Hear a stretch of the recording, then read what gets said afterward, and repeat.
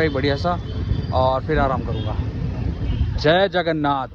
यहाँ पे भगवान जी ने मतलब लीला तो आखिरी जो थी वो द्वारकाधीश के बाद वो कुशीनगर पड़ता, उसके बाद भगवान अपनी लीला, श्री कृष्ण जी अपनी लीला समाप्त करके अपने शरीर को त्याग करके ऊपर चले गए थे। लेकिन यहाँ पे भगवान का जो दिल था वो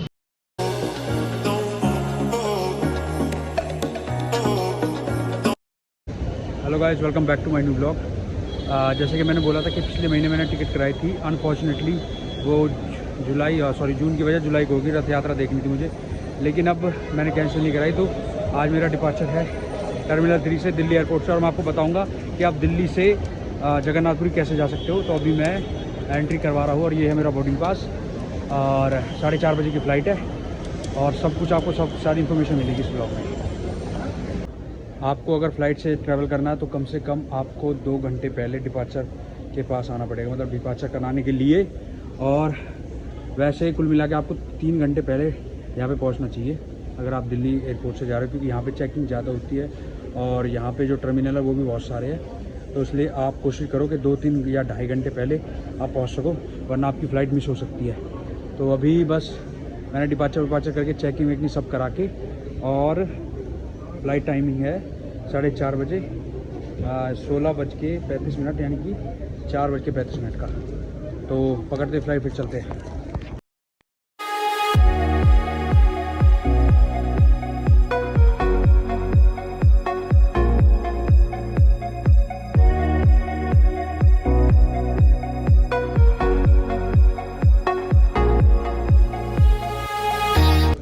और यहाँ पे अगर मैं फ़ूड की बात करूँ तो फ़ूड यहाँ पे बहुत कॉस्टली है। एक सैंडविच का अगर आप प्राइस पता करोगे तो करीबन 250 से 300 की है।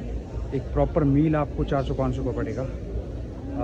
और जो मेरी फ़्लाइट है उसकी कॉस्ट हाई है, क्योंकि मैंने थोड़ा पहले कराई। और अगर आप फ़्लाइट कर रहे हो ना, तो सबसे मेन बात कि आप सुबह के टाइम सर्च करो, क्योंकि जो सुबह का टाइम होता है ना 4 से 5 या 6 बजे तक, उसमें जो सर्चिंग है ना वो बहुत कम करती है पब्लिक, सब सोए रहते हैं। तो उसमें जो फ़्लाइट है वो सस्ती हो जाती है, तो इसलिए मैंने करी। और मेरी जो फ़्लाइट हुई है 4200 यानी कि 4200 रुपये की ऑनली। और अगर आप तत्काल में बुक करोगे तो 6,500, 7,000, 8,000। उस टाइम में अमरनाथ से आया था, तो जो वहाँ पे भूखलन हो गया था जम्मू के रोड पे जो टनल था, तो उस टाइम सब ने फ़्लाइट करी थी। वो करीबन एक फ़्लाइट किसी को 15,000 की पड़ी आज की जैसे, और किसी को कल सुबह की 12,000 की, और 2 दिन बाद की 5500, 5600, 6,000, 7,000। तो इस टाइम से शेड्यूल होता है। लेकिन आप ज़्यादा भी पहले करोगे ना तो फ़्लाइट का वही रहता है, रेट होता है मैक्सिमम 7,000 या 6500 या 5500। जब आपके 4-5 दिन बच जाए ना, तब आप करो सुबह सुबह, तब सस्ती होती है। फ़्लाइट चेकिंग में जैसे आप टिकट बुक करते हो ना फ़्लाइट का, तो उसमें लिखा होता है कि टर्मिनल कौन सा, टर्मिनल 1, टर्मिनल 2, टर्मिनल 3। तो वहीं पे आपको सबसे पहले पहुंचना पड़ता है, और सारी फ़्लाइट चेक होके आपकी चेकिंग होके तब आपको डिपार्चर का टाइम मिलता है। चेकिंग करने में कम से कम 1 घंटा चाहिए आपको। उसके बाद आप अपनी फ़्लाइट पकड़ सकते हो, और चार्जिंग पॉइंट लगे हुए हैं हर जगह, कहीं भी आप चार्ज कर सकते हो। और आपके जो बैग है उसमें से आपको क्या क्या चीज़ अलग करनी है जब चेकिंग होती है। इलेक्ट्रॉनिक आइटम उसमें अलग करना आपको। जो इलेक्ट्रॉनिक आइटम है जैसे कि चार्जर, मोबाइल वगैरह और लैपटॉप वगैरह, एयरपोर्ट्स वगैरह, ये सब आपको, और वॉलेट आपका, और चमड़े का कोई भी सामान, लेदर का मतलब जैसे, वो आपको अलग रखना है। और फिर आपको वो चेक होके फिर आप उसमें साथ में रख सकते हो।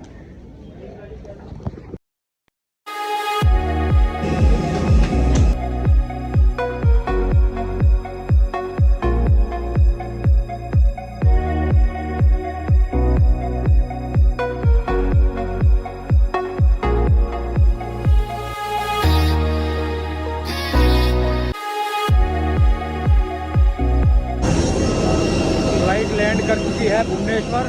अब यहाँ से जो बस है ना, ये बस, इस बस में चलेंगे हम जो टर्मिनल है यहाँ का। ये है टर्मिनल 3 जो भुवनेश्वर का एयरपोर्ट है।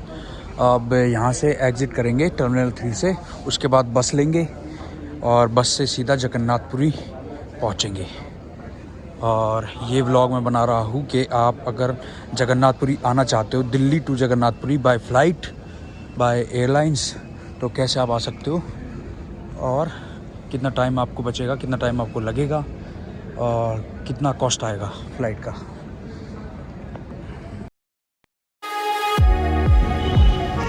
तो भैया मैं अभी बस में चढ़ा हूँ। पहले जो बस पकड़ी थी मैंने वो डायरेक्ट पुरी के लिए नहीं थी, क्योंकि एयरपोर्ट से जो पुरी के लिए बस चलती है वो सिर्फ 4 बजे तक चलती है। और उसके बाद वो जो बस मैंने पकड़ी थी ना, उसने मेरे को उतारा ईजी नाम की एक जगह है वहाँ पे। फिर वहाँ से ऑटो लिया तो वहाँ थोड़ा सा आगे छोड़ दिया, जो कि कैफेटेरिया के नाम से है। उसके बाद आपको पुरी मिलेगी डायरेक्ट बस, जो आपको सीधा छोड़ेगी जगन्नाथपुरी, और फिर आप वहाँ पे स्टे कर सकते हो। तो अभी वहाँ पे चलते सीधा, और फिर आपको आगे की लोकेशन बताता हूँ।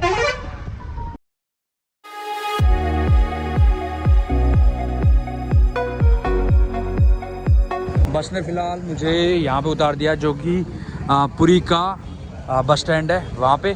अब यहाँ से बोल रहे हैं कि मुझे शेयरिंग ऑटो लेना पड़ेगा, जो कि मंदिर के पास जो धर्मशाला वगैरह या फिर होटल वगैरह मिल जाएंगे वहाँ पे, वहाँ छोड़ देगा। तो चलते अभी वहाँ पे, और फिर नेक्स्ट व्लॉग में मैं आपको कल मतलब दिन में कराऊँगा जगन्नाथ जी के दर्शन। और अभी फ़िलहाल ऑटो लेके और चलते हैं। अब यहाँ से मैंने रिक्शा लिया है और रिक्शा छोड़ेगा मुझे जगन्नाथ मंदिर के बिल्कुल पास में, क्योंकि यहाँ से मंदिर की दूरी 2 या 2.5 किलोमीटर है, और कोई बता रहे 3 किलोमीटर। इसने जो चार्ज किया है मुझे पैसा 50 रुपये, ज़्यादा कॉस्टली नहीं है। तो आप आसानी से सस्ते में ट्रैवल कर सकते हो अगर ट्रैवल करना चाहते हो सस्ते में तो। और फिलहाल यहाँ पे मुझे अभी लगने वाले हैं 10 से 20 मिनट और फिर दर्शन तो मैं सुबह ही करूँगा। अभी रूम लूँगा एक बढ़िया सा और फिर आराम करूँगा। जय जगन्नाथ। यहाँ पे भगवान जी ने मतलब लीला तो आखिरी जो थी वो द्वारकाधीश के बाद, वो कुरुक्षेत्र नगर पड़ता है, उसके बाद भगवान अपनी लीला, श्री कृष्ण जी अपनी लीला समाप्त करके अपने शरीर को त्याग करके ऊपर चले गए थे। लेकिन यहाँ पे भगवान का जो दिल था वो अर्जुन ने नदी में बहा दिया था, और किसी राजा को वो दिल मिला था। तब उन्होंने उस मतलब एक साहूकार को दी मूर्ति बनाने के लिए उस दिल में, और उन्होंने 3 महीने 6 महीने की लागत मांगी थी कि 6 महीने लगेंगे इसमें मूर्ति जो पूरी तरह तैयार होगी, लकड़ी की मूर्ति। लेकिन वो उनकी रानी ने जब उनको कटाते हुए मतलब 3 महीने हो गए, तो जो कमरा था उससे कुछ आवाज़ वगैरह नहीं आई। तो फिर उन्होंने खोल दिया कि पता नहीं क्या हो गया। तो वो जो कारपेंटर था वो वहाँ नहीं मिला, और जो जगन्नाथ जी की मूर्ति थी वो आधे अधूरे रूप में ही उन्होंने छोड़ दिया। और ऊपर से आकाशवाणी हुई कि यही मेरा असली स्वरूप है, मतलब इसी रूप में मैं सबको दर्शन दूंगा यहाँ पे। तो कुछ ऐसी कहानी है जगन्नाथ की। तो मिलते हैं नेक्स्ट व्लॉग में, तब तक के लिए स्टे ट्यून और कीप वॉचिंग एंड प्लीज़ यार सब्सक्राइब करो चैनल को, शेयर करो वीडियो को। This is Vikas from travel with no more. Jai Jagannath.